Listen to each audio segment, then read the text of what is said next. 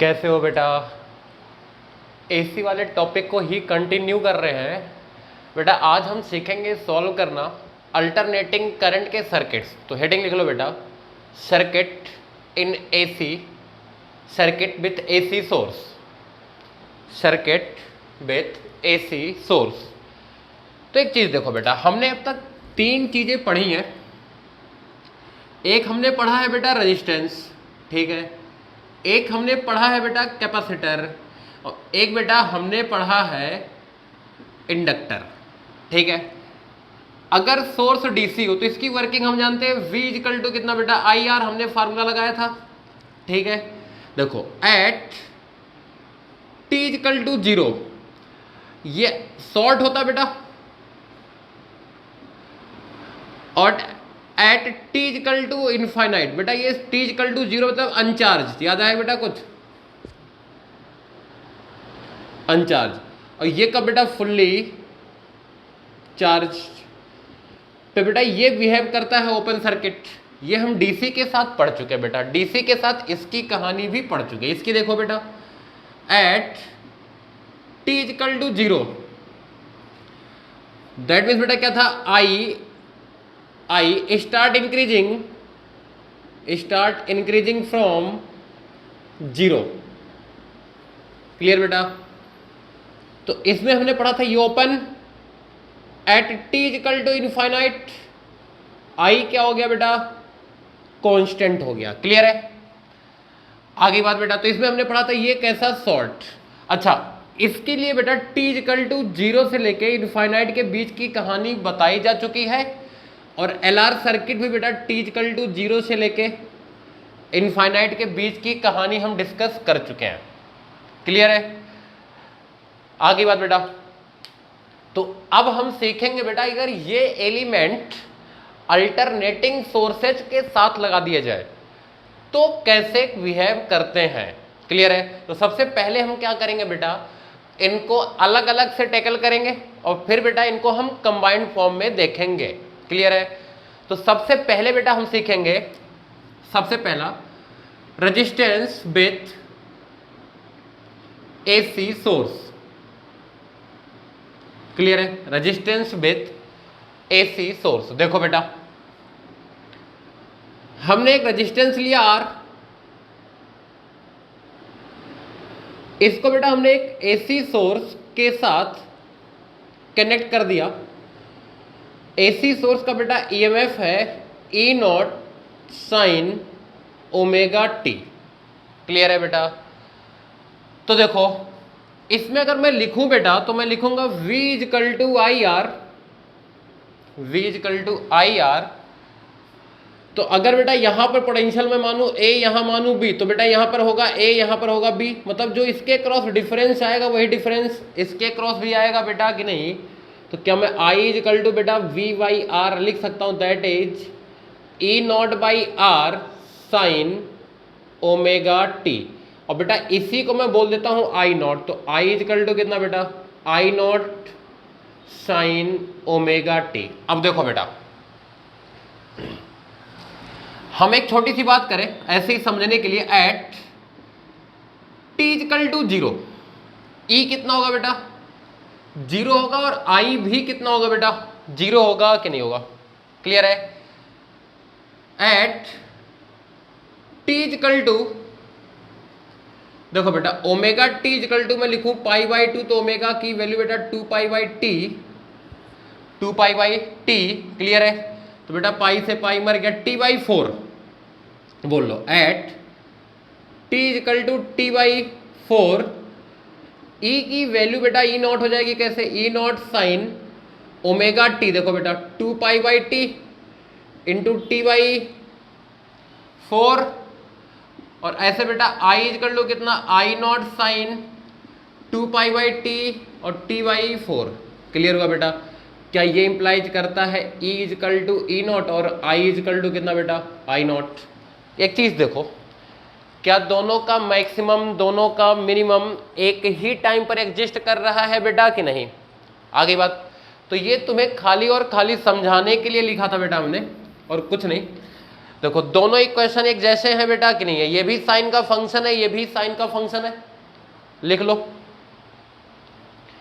दोनों छाप लो बेटा, दोनों साइन के फंक्शन है, दोनों साइन के फंक्शन है, दोनों में कोई फेज डिफरेंस नहीं है, दोनों में फेज डिफरेंस नहीं है। तो बेटा अगर इसको हम SHM से कंपेयर करें तो इसको हम लिखना नहीं, अगर इसको हम SHM से कंपेयर करें बेटा तो क्या दोनों एक ही साथ मीन पर आएंगे, दोनों एक ही साथ निगेटिव एक्सट्रीम पर जाएंगे, दोनों एक ही साथ पॉजिटिव एक्सट्रीम पर जाएंगे? क्लियर है बेटा, लिख लो, दोनों में कोई फेज डिफरेंस नहीं है, तो दोनों का मैक्सिमम मिनिमा एक साथ, दोनों का मैक्सिमम एक ही टाइम पर एग्जिस्ट करेगा, दोनों का मैक्सिमम एक ही टाइम पर एग्जिस्ट करेगा, और दोनों का मिनिमम भी एक ही टाइम पर एग्जिस्ट करेगा। अब देखो बेटा फेजर याद है, फेजर डायग्राम बेटा SHM को ऐड करने वाला तरीका जो सिखाया था, ये वैल्यू बेटा I0 है अगर, तो ये एंगल कितना होगा बेटा, ओमेगा टी होगा कि नहीं, आगे बात बेटा।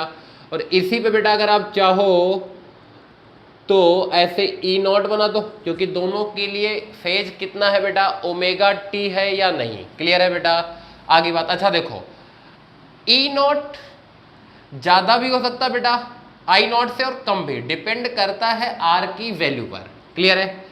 अब देखो बेटा ग्राफ, साइन का ग्राफ बेटा ऐसे बनता है कि नहीं है, क्लियर है, साइन का ग्राफ ऐसे बनता है बेटा, क्लियर है, आगे बात। तो बेटा अगर ये E0 है तो ये -E0 होगा। अब बेटा जैसा मैंने फेजर बनाया है उसके हिसाब से I0 की वैल्यू E0 से कम है, तो कुछ ऐसा बना ले बेटा, ये यहां से जाएगा बिल्कुल, क्लियर बेटा, ये हो जाएगा आपका I0, और ये कितना बेटा माइनस का I0, और ये बेटा आपका E0, क्लियर है।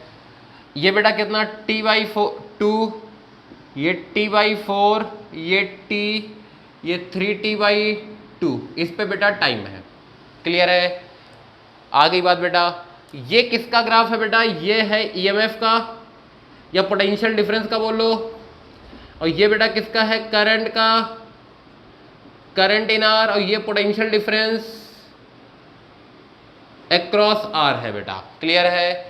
क्योंकि बेटा देखो सोर्स के अलोंग यही है, जितना पोटेंशियल डिफरेंस इसके क्रॉस होगा उतना ही इसके क्रॉस होगा हमेशा। छाप लो ये सारी कहानी, छाप लो बेटा सारी कहानी। बेटा एक बात फिर से बोल रहा हूं, लिख लो चाहे तो, इस केस में लिख लो बेटा इस बात को, इस केस में applied potential, applied potential, applied potential और potential difference across, potential difference across resistor same होंगे, सेम होंगे। हर केस में ऐसा हो जरूरी नहीं है, हर केस में ऐसा हो जरूरी नहीं है। अब दूसरी बात सुनो बेटा, अब वो कहानी याद करो, जैसे मान लो एक रजिस्टर होता था बेटा R1, R2, बेटा इसमें अगर मुझे I लिखना हो तो मैं किसके क्रॉस पोटेंशियल डिफरेंस लिखता था, पूरे सर्किट के क्रॉस की, इस रेजिस्टेंस के क्रॉस, उस रेजिस्टेंस के क्रॉस बेटा। तो इसमें V = I में V क्या है बेटा, ये है पोटेंशियल डिफरेंस अक्रॉस R, ये बात ध्यान रखना, ये सर्किट का अप्लाइड नहीं बेटा, ये कौन सा है, ये कौन सा बेटा, ये है पोटेंशियल डिफरेंस अक्रॉस रेजिस्टेंस, ये और करंट सेम फेज में है, नेट का पता नहीं, क्लियर है बेटा कि नहीं है। अभी नेट के बारे में आगे कहानी सीखेंगे हम। तो ये हो गया बेटा आपका सर्किट कंटेनिंग रेजिस्टेंस ओनली। आगे बढ़े, अगला लिखो बेटा circuit, circuit containing, circuit containing inductor only, circuit containing inductor only, sorry capacitor कर दो बेटा, अभी इंडक्टर अगले में पढ़ेंगे, कैपेसिटर ओनली। और बेटा AC सोर्स है,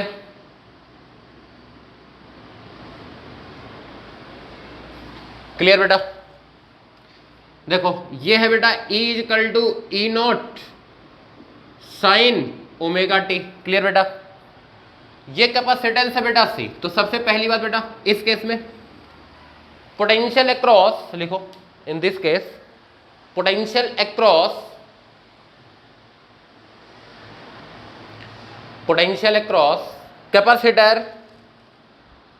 capacitor is same as EMF of the source, clear बेटा। अब देखो तो क्या बेटा होता है Q equal to C delta V across capacitor, तो यह आ जाएगा C E nought sine omega T. Clear है बेटा। तो I की बेटा वैल्यू कितनी होती है, क्या ये होता है dQ बाई डी टी। तो क्या बेटा इसको मैं लिख सकता हूं C E nought divided by omega, C E nought divided by omega, और ये कितना बेटा कॉस ओमेगा टी। क्लियर बेटा। अब देखो यहां से लिखा बेटा हमने I equal to E nought divided by, बेटा एक मिनट, ओमेगा मल्टीप्लाई होगा, मेरी गलती, omega 1 upon omega C. Clear बेटा, कॉस ओमेगा टी। क्लियर बेटा। इसको देखो ये क्या बेटा, क्या ये कुछ ऐसा दिख रहा है कि 1 upon omega C is just equivalent to the resistance offer by 1 upon omega C. किसके जैसा है बेटा, ये जैसा कुछ लग रहा है रेजिस्टेंस, ऐसा रेजिस्टेंस बेटा जो कैपेसिटर ने ऑफर किया है। क्लियर है बेटा। लेकिन कैपेसिटर बेटा रेजिस्टेंस ऑफर नहीं करता, रेजिस्टेंस तो एक अलग प्रॉपर्टी ही है। तो बेटा इसको बोलते हैं कैपेसिटिव रिएक्टेंस। लिख लो, this quantity is known as XC, capacitive reactance. Clear बेटा। ये भी पूछा जाता है कई बार, इंपॉर्टेंट है याद रखना। 1 अपॉन ओमेगा से इजकल टू कितना बेटा कैपेसिटिव रिएक्टेंस बेटा इसे हम बोलते हैं। तो यहां से बेटा अगर मैं लिखूं तो मैं लिखूंगा I equal to I nought cos omega T. अब देखो बेटा पोटेंशियल डिफरेंस कितना था, E equal to E nought sine omega T. अब दोनों एक ही फेज में नहीं है, दोनों एक फेज में नहीं है बेटा। लिख लो, इतना सारा छाप लो, फिर लिखाता हूं आगे मैं। इतना छापो बेटा, फिर लिखो, फिर लिखो बेटा पोटेंशियल अक्रॉस कैपेसिटर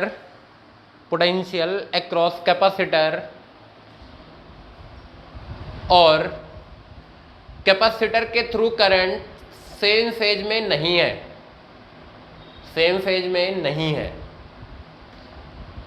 क्लियर बेटा। दोनों में फेज डिफरेंस है, दोनों में फेज डिफरेंस है। इधर देखो क्या बेटा इसको मैं लिख सकता हूं I नॉट, देखना ध्यान से, sine pi by 2 plus omega T. Sine बेटा 90 प्लस थीटा कितना होता है कॉस थीटा। क्लियर बेटा। तो देखो अगर ध्यान से देखो बेटा, कंपेयर करो फेज एसएचएम वाले तरीके से, कंपेयर करिए बेटा फेज एसएचएम वाले तरीके से, तो क्या बोल सकते हो करंट और पोटेंशियल के बीच में फेज डिफरेंस 90 का है बेटा। लिख लो, there is a phase difference between current through the capacitor, current through the capacitor and potential difference across the capacitor and potential difference across the capacitor। लिखा बेटा, लिखो current lead by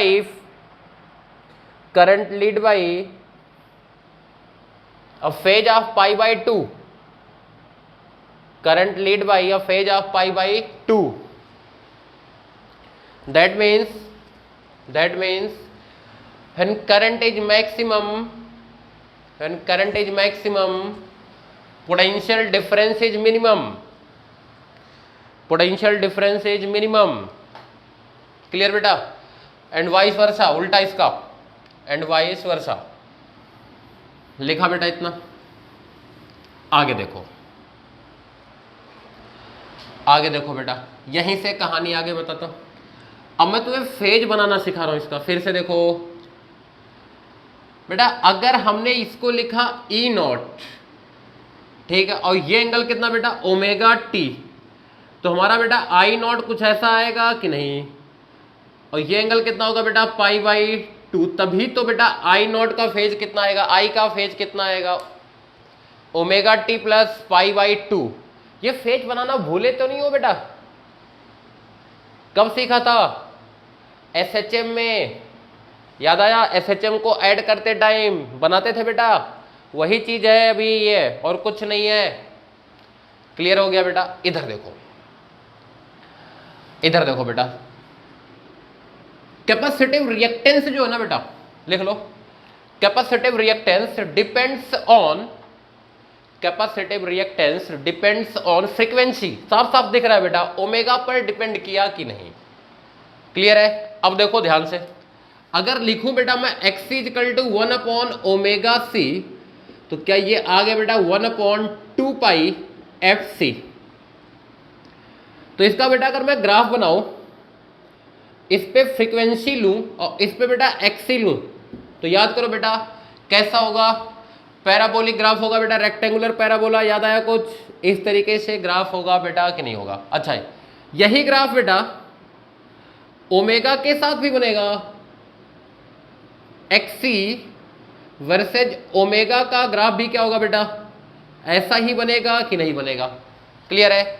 इधर देखो बेटा, इसी की जगह बेटा अगर मैं टाइम पीरियड में आ जाऊं, ये छाप लिया था ना, रफ कर देता हूं बेटा मैं। अरे फेजर तो बना लिया था, ये सारी कहानी लिख लिया था, नहीं लिखा था, लिखो बेटा इसको। 1 अपॉन बेटा ओमेगा की जगह पे मैं लिखूंगा 2 पाई बाई टी और सी। क्लियर बेटा? देखो इधर, तो बेटा इस पे एक्सी और इस पे बेटा मैंने लिखा टाइम पीरियड टी, तो ये ग्राफ बेटा कुछ स्ट्रेट लाइन बनेगा कि नहीं? और अगर ये थीटा है बेटा, तो टेन थीटा कितना होगा? क्या टेन थीटा होगा बेटा 1 अपॉन 2 पाई सी। क्लियर बेटा? आगे बात, और थीटा कहां से लिया गया बेटा? From time axis, from time axis. Clear बेटा? क्या आपको कंपैरिजन करवाया जा सकता है दो ग्राफ देके? क्या आपसे बेटा कंपैरिजन करवाया जा सकता है बेटा दो ग्राफ देके? इस पे बेटा एक्सी लिखा, इस पे टाइम लिखा बेटा, मैंने दो ग्राफ दिया, ये 1 और ये 2। Option C1 is equal to C2, दूसरा C1 लेस देन C2, तीसरा C1 ग्रेटर देन C2, चौथा मन्ने कोनी मेरा। अरे भैया देखो, स्लोप कंपेयर करो बेटा, थीटा इस साइड से लोगे, ये थीटा 2, ये कितना बेटा? Theta 1 10, theta 1 is greater than 10 theta 2। Clear बेटा? आगे बात, तो 1 upon 2 pi C1 is greater than 1 upon 2 pi C2। बेटा 2 पाई मर गया, C2 ग्रेटर देन C1 आ गया। ढूंढ लो option, C2 greater than C1 आ गया बेटा। क्लियर है? सब कुछ छाप लो, सब कुछ छाप लो बेटा। ग्राफ वगैरह बेटा पूछा जाता है डायरेक्ट, उन सारी चीज़ों के लिए तैयार रहिए आप। लिखा बेटा? अगला लिखो, circuit containing inductor only, circuit containing inductor only.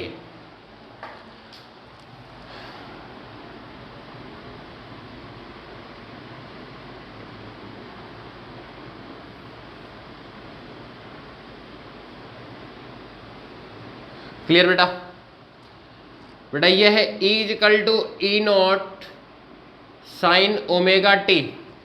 Clear है बेटा? आगे बात बोलो, देखो ध्यान से बेटा, यहां से अगर हम बात करें बेटा तो v इक्वल टू कितना होता है बेटा L di बाई dt होता है बेटा कि नहीं होता है? क्लियर है? देखो यहां से बेटा हम लिखेंगे ई नॉट वी की जगह पर, क्योंकि जितना सोर्स का होगा बेटा उतना इसके क्रॉस होगा, दोनों दो ही एलिमेंट है। E not sine omega t d t equal to L d i. Clear बेटा? आगे बात बोलो, नहीं आई क्या बात बेटा समझ में? अरे v इक्वल टू कितना L d I by D T होता है बेटा कि नहीं होता है? क्लियर है? अरे ऐसे नहीं समझ में आ रहा तो ऐसे मान लो, चलो कोई बात नहीं, मत हो परेशान, दुखी होने वाली कोई बात ही नहीं है, इतना लेंदी नहीं करना बेटा। इसमें करंट मान लो, इसमें मान लेते हैं करंट है बेटा I equal to I not sine omega T. Clear है? तो बेटा L equal to sorry V, इसके अक्रॉस डेल्टा V कितना बेटा L D I by D T. तो ये कितना आ गया बेटा L डी आई कितना आई नॉट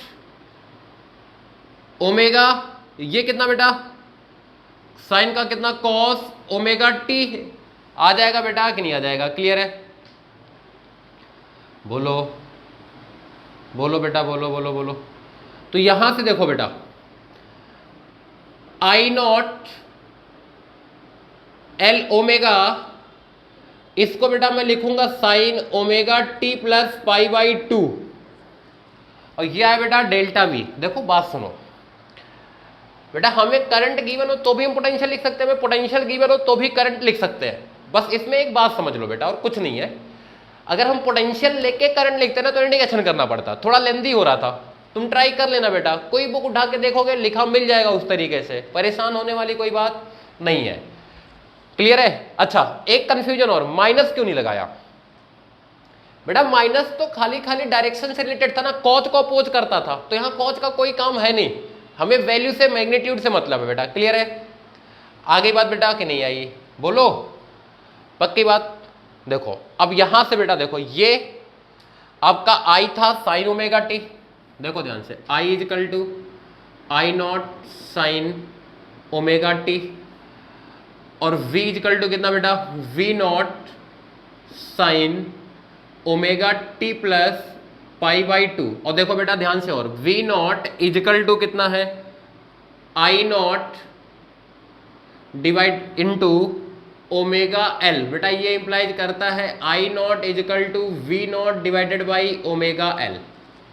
क्लियर बेटा? देखो सबसे पहली बात बेटा इससे कंक्लूड करें, इसमें वोल्टेज लीड कर रहा है, lead by a phase of pi by to. Clear है बेटा कि नहीं है? वोल्टेज लीड कर रहा है बेटा कि नहीं? दूसरी बात देखो बेटा, दूसरी बात देखो, इसमें बेटा ओमेगा एल क्या है बेटा? ये है कुछ रेजिस्टेंस जैसा है बेटा कि नहीं है? बोलो। इसको बेटा बोलते हैं इंडक्टिव रिएक्टेंस, लिख लो omega L is known as inductive, omega L is known as inductive reactance. Clear बेटा?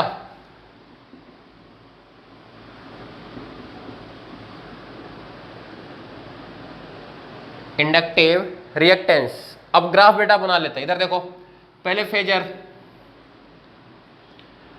करंट बेटा आई नॉट और ये एंगल कितना ओमेगा टी। तो बेटा वोल्टेज लीड करेगा कितने से?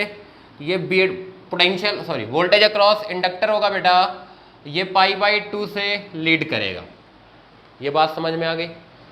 ये ओमेगा टी बेटा आपका क्लियर हुआ? ये ग्राफ देखो बेटा, ये ओमेगा एल को बेटा हम नाम देते हैं एक्सएल। तो क्या एक्सएल इजकल टू बेटा मैं लिख सकता हूं 2 पाई एफ एल। बोलो क्लियर है बेटा? बोलो बोलो बोलो। तो बेटा इसका ग्राफ कैसे बनेगा? अगर मैं फ्रीक्वेंसी के साथ एक्सएल का ग्राफ बनाऊं तो बेटा ऐसे बनेगा, और ये अगर थीटा है बेटा tan theta equal to 2 pi L होगा बेटा कि नहीं होगा? और थीटा होगा एक्स एक्सिस से। अब बेटा इस पे मैं कंपैरिजन के सवाल नहीं करा रहा हूं, कंपैरिजन आप फिर से कर सकते हो कि नहीं, दो सर्किट दे के आपको L1 और L2 में रिलेशन बेटा पूछ सकता है कि नहीं। जैसे मैंने कैपेसिटर के लिए पूछा था सेम वैसे ही छाप जाओ बेटा, सारी कहानी बिल्कुल डिट्टो छाप लो, छाप लो बेटा सारी कहानी।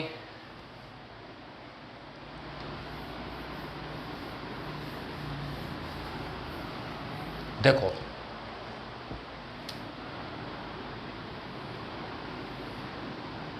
बेटा इस पे मैंने फ्रीक्वेंसी बोल लो या ओमेगा बोल लो ले लिया, ठीक है। तो बेटा रेजिस्टेंस तो फिक्स रहेगा, रेजिस्टेंस चेंज नहीं होता। इधर देखो आपका बेटा ओमेगा एल का ग्राफ ऐसे आया था, सॉरी एक्सी का बेटा ग्राफ ऐसे आया था और एक्सएल का ग्राफ बेटा आपका ऐसे आया था। तो ये भी बेटा ये पॉइंट है जहां पर एक्सएल इजिकल टू कितना हो रहा है बेटा, एक्सी हो रहा है। क्लियर है? आगे बात बेटा, तो ये ग्राफ भी कई बार हमसे पूछ लेता है, इस ग्राफ को भी बेटा बना लो, इस ग्राफ को भी बेटा बना लो। क्लियर है? आगे बात, चलो छोटे छोटे दो क्वेश्चन करो बेटा, लिखो। AC source is equal to 50 sin 20 pi t या 20t कर दो ऐसा बेटा, 100t कर दो, चलो 100t plus pi by 3 is connected across बेटा लिखो पहला first pure capacitive circuit of capacitance 10 microfarad लिखा बेटा, लिखो फाइंड कैपेसिटिव रिएक्टेंस। अगला लिखो बेटा सेकंड में कनेक्टेड अक्रॉस प्योर